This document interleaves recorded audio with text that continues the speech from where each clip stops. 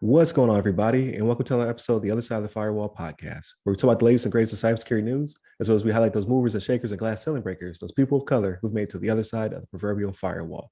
My name is Ryan Williams, and as always, I'm joined by Shannon Tynes. What's up? What's up? And LeVon Maynard. Welcome to the show. What is going on? Definitely continue to tune in throughout the week. So Monday and Tuesday are topics. Wednesdays are discussion. They kind of all feed into each other this week, so it's pretty cool when that happens.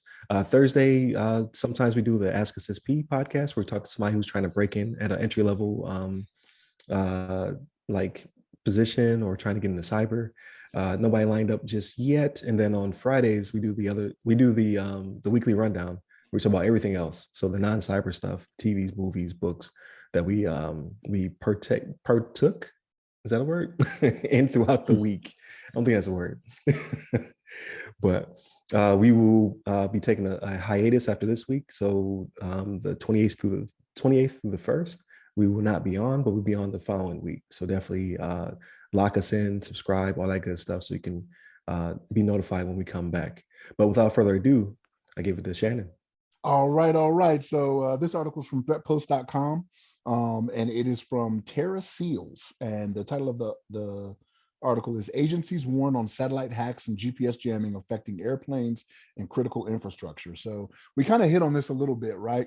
A couple of weeks ago with Elon Musk with the Starlink stuff, right? With him lending, his devices out there to Ukraine. But the gist of this, right, is there was a warning to aviation authorities and air operators, and the European Union Aviation Safety Agency, the EASA, warned of satellite jamming and spoofing attacks across a lot of Eastern Europe, right, that could affect navigation systems. So what this is causing some flights that are going on across Europe, not necessarily to Ukraine or to Russia, but just in the area in general, right, in Eastern Europe. It's causing them to have I don't want to necessarily say backups, but it's causing them to take more precaution in what they're doing, right? Because a lot of what we do nowadays is satellites, right? We use GPSs, whether it be in our vehicles, our phones, right?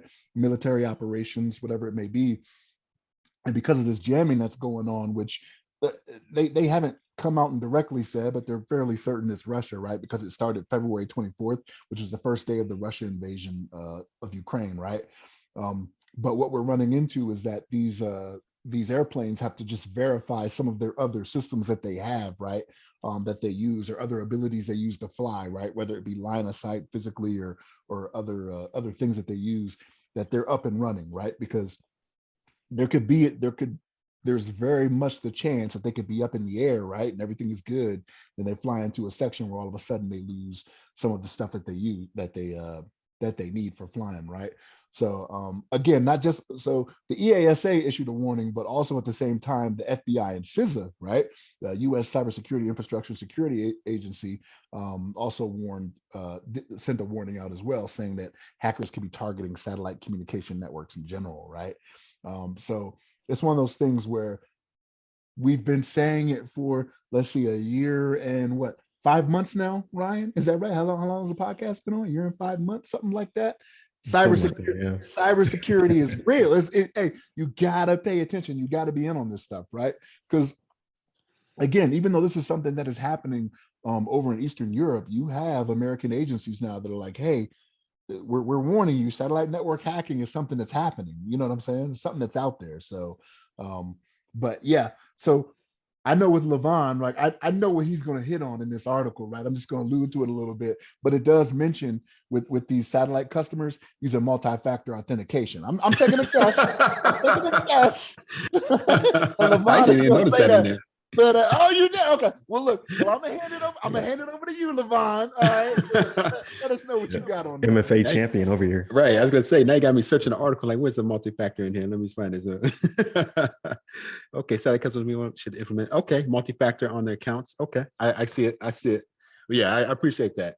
It's a very interesting article, and I had to pull up a map. I was trying to see some of the countries surrounding, Ukraine, and obviously I know they listed out some of the countries that seem to be susceptible to this and have been, I guess, found some issues, like you said, Finland and Baltic areas, Eastern Mediterranean areas, Cyprus, Turkey, Lebanon.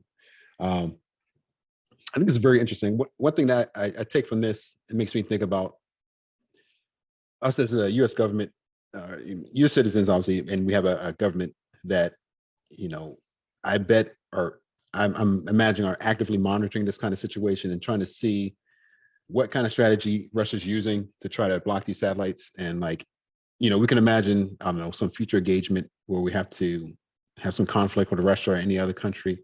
And I would imagine that they would try to use some similar tactics to try to disrupt our networks or like flight plans or whatever, uh, by trying to jam some of the satellite systems. And it's already been, you know, that's part of the reason I think, you know, we have the Space Force and all that kind of stuff. That's the space is becoming like a new like battleground potentially with these satellites. And I've heard of, you know, I've heard of potential. I don't know the details, but I've heard of things like rockets or missiles being attached to satellite systems to be able to destroy other satellites that are in the constellation or whatever. So it's like it's a real thing, and the fact that Russia's potentially using these satellites to try to jam signals. I actually would be curious if they would jam themselves, or they just if they like destroy or compromise the satellite system, if that would affect their access to the satellite system as well, or if they have some backup system that would allow it to still connect. But it's a very interesting article, very interesting like scenario. Um, but obviously, you know, we're hopeful that, you know, obviously Ukraine has uh, been, you know, wrongfully attacked from what we see from Russia, and we're hopeful that this doesn't come to affect them in their operations and trying to secure their country. I know they still have planes that they're using to combat and all kinds of other GPS location devices to help them combat the Russian forces. But this is pretty serious, and you know, some of the stuff you don't really think about too much. You think about all the ground forces, all the military, all the guns and the rockets and stuff like that, but you don't think about some of the satellite. And you know, as you mentioned too, Shannon, like the cybersecurity is very important.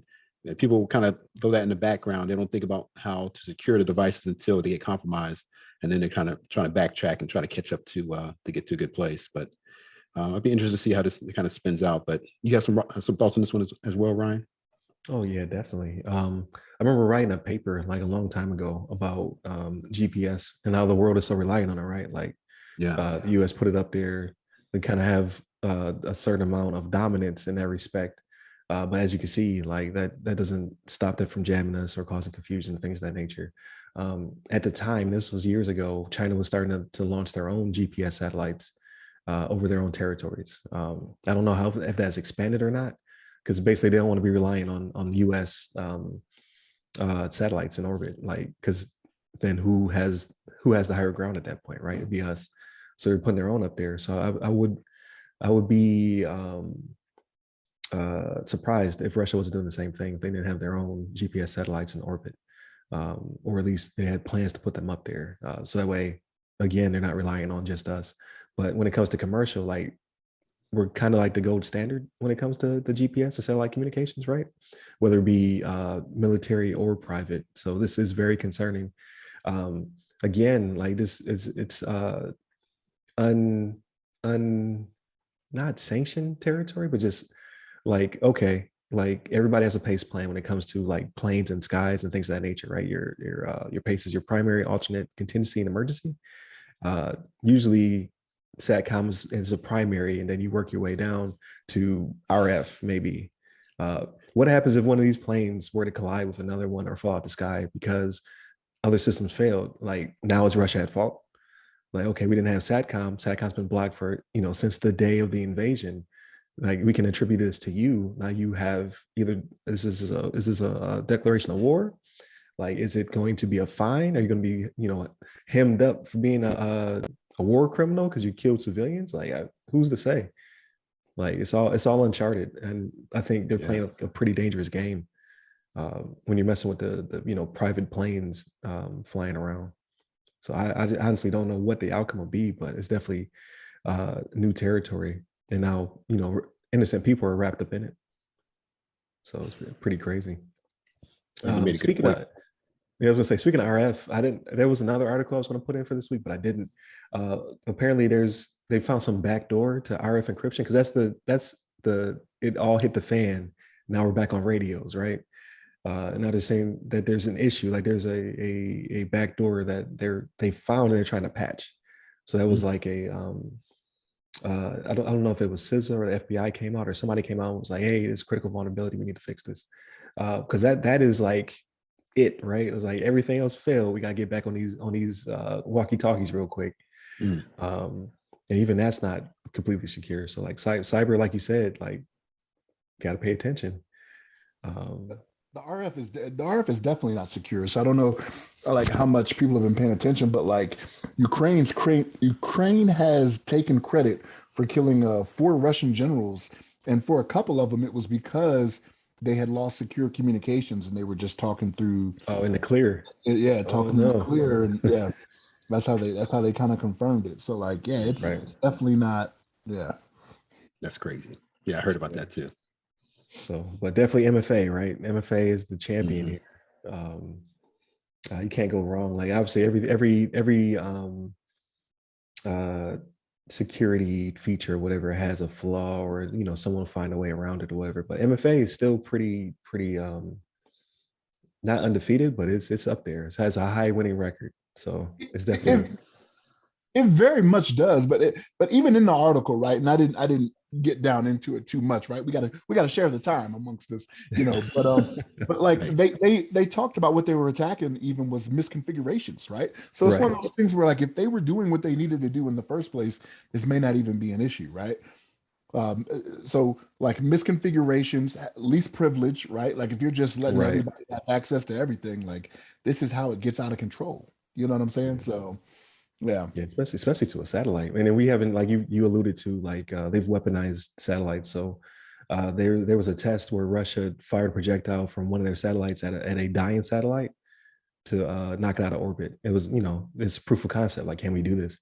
But it couldn't be a rocket or a missile because then you weaponize space. So it was like a piece of it was flung out of itself, like to damage the other Yeah. satellite, knock it out of orbit. So like there's even that capability out there, right? So it's crazy. Like the future wars will be ridiculous, but Yeah. hopefully we don't get there.